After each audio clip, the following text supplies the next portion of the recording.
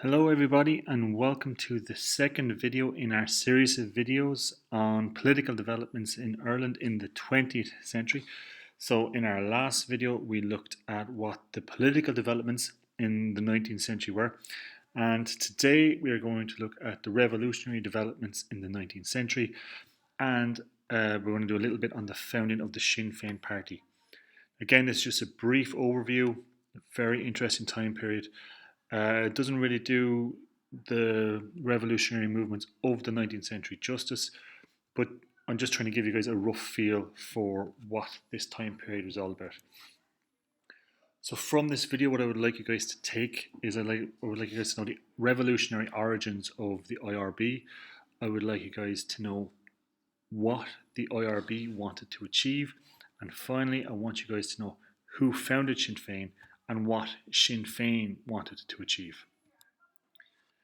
The first thing we're going to look at is Fenianism. So Fenianism is the term used to describe in Ireland the people in Ireland who wanted a fully independent country.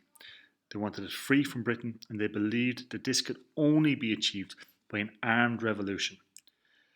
They followed in the tradition of Wolfe Tone and the 1798 rebellion, which you would have covered last year.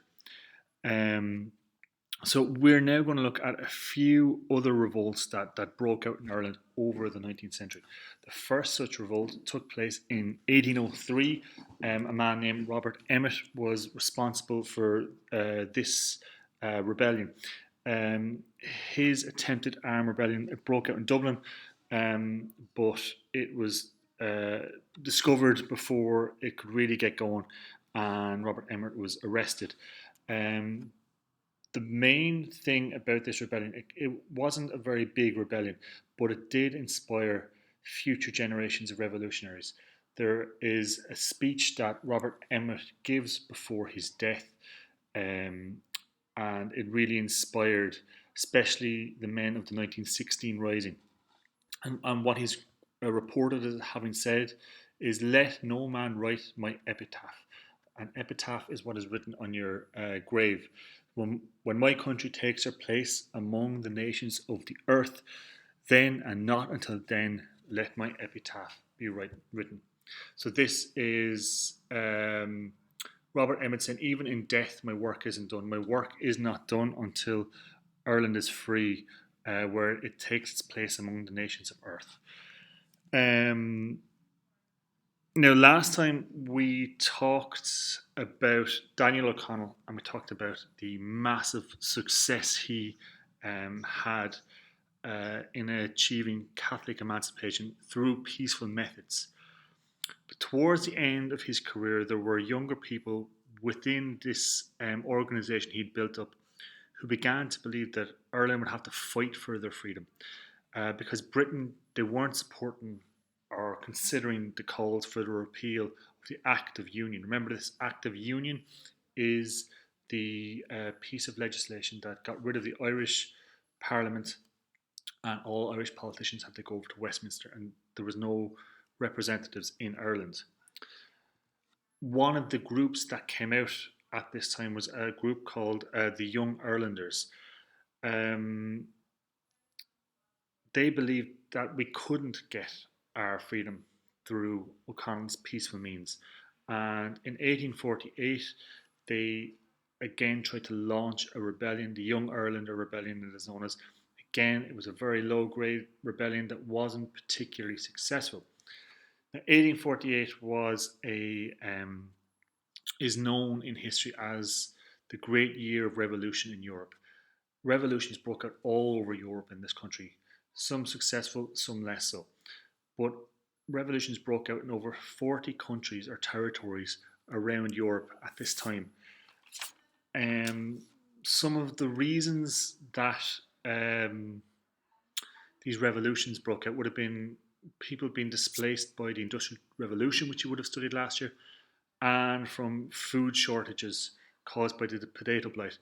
Now, Ireland was the worst affected by this potato blight, and 1847 was probably the height of the bleakness in the potato famine. You guys, again, would have studied this last year, would have an understanding. But the potato famine wasn't just in Ireland. It did the most damage in Ireland, but it affected many other parts of Europe. Um, so the Young Irelander Rebellion was a failure. However, the men who attempted the rebellion, they founded this group known as the Irish Republican Brotherhood in 1858.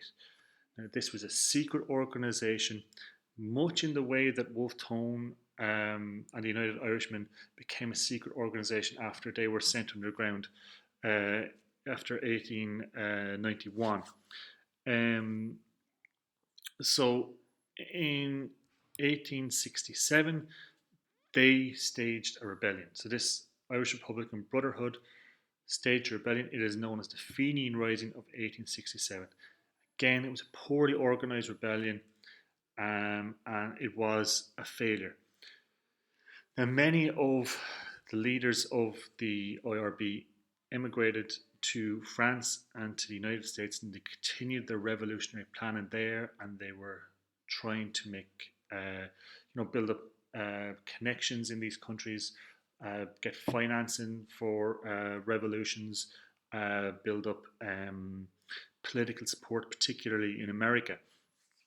Um, but the leaders of the IRB at this point stated that they would not stage another rebellion until there was a popular outcry from it in Ireland, and that was the IRB's stance. So they said, we will not try to start another rebellion like we did in 1867 unless there's a popular outcry within Ireland first. So, what exactly were the goals of the IRB? Well, they wanted a completely independent Ireland. Ireland would be its own sovereign country. They wanted to establish a republic. A republic means there is no kings, there is no queens. We are ruled by an elected parliament. And they also believed that they could only achieve this through physical force or rebellion. So, that brings us up to date on the revolutionary movements of the 19th century. Now, the 19th, but we looked at the political side and we've looked at the revolutionary side, and both of these groups would be known as nationalists.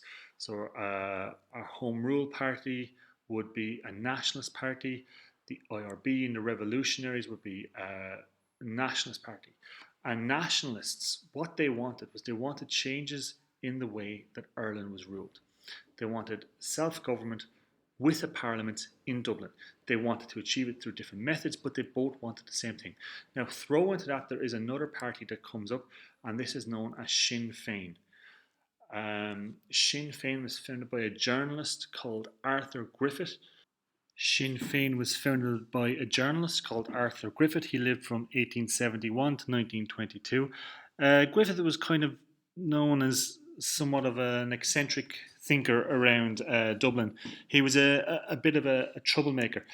A real good example of what kind of a troublemaker he was during World War One. A lot of newspapers would have been suppressed and censored, and they wouldn't have been allowed to publish anything that was deemed to be negative against the king or recruitment of soldiers.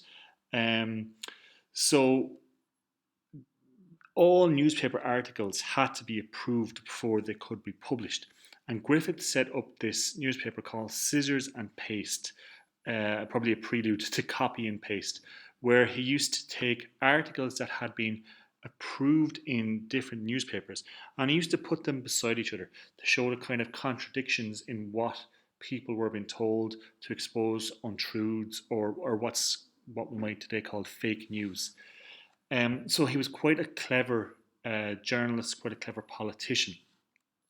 But what made Sinn Féin different from the Home Rule Party or from the IRB? Well, Griffith wanted a dual monarchy, like they had in the Austro-Hungarian Empire. So, a dual monarchy would be that the King of England would also be the King of Ireland, but it would be a separate thing. We would have our own parliament, but the king would still be the king of both countries. He wanted one of the main things Griffith wanted was he wanted Ireland to be in charge of its own trade and tariffs, just so that it could develop its own industry. We'll talk next time about the industry in Ulster, but primarily Ireland as a country was quite undeveloped in industry, whereas a lot of other countries were going through the Industrial Revolution. We were quite underdeveloped. Um, Another big thing that Griffith believed was he believed that he could achieve his goals through a thing called parliamentary abstention. So this is simply, he said, we will refuse to go to Westminster when we are elected, and we will set up our own parliament in Dublin, and they won't stop us. Essentially, that is what Griffith's ideas were. Now, this party was not very popular, and it will not become popular until after 1916, and it will have nothing to do with Arthur Griffith. It will be just kind of blind luck. So, again, to recount our learning outcomes for today. So, first of all, you should know the revolutionary origins of the IRB. You should know that it was founded in 1858. There was the Fenian Rebellion, and that they would have been inspired by people like Robert Emmet and the Young Irelanders. You should know what the IRB wanted to achieve. So you should know that they wanted complete independence from Britain, they wanted to establish a republic, and that they believed they could only achieve this through physical force or rebellion. Finally, know who founded Sinn Fein and what they wanted to achieve. So Arthur Griffith founded Sinn Fein. He wanted to set up a dual monarchy. He wanted control of trade to develop Irish industry, and he wanted parliamentary abstention. So that was not for politicians, just simply not to go to Westminster and set up our own parliament. Okay, hope you enjoyed the video. Thanks for watching.